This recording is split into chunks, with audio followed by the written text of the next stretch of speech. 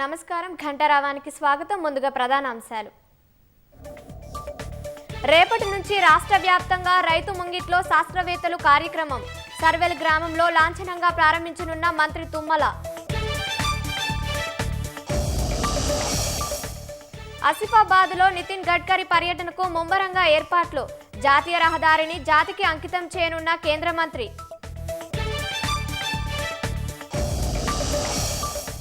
భారత దాడుల భయంతో పీఓకే పర్యాటకం కుదేలు. నీలం వ్యాలీ సహా కీలక సందర్శన ప్రదేశాల్లో లేని జనసంచారం.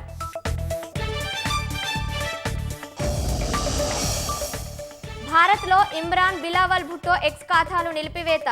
జమ్మూ కాశ్మీర్పై తప్పుడు సమాచారాన్ని వ్యాప్తి చేస్తున్నారని కేంద్రం నిర్ణయం.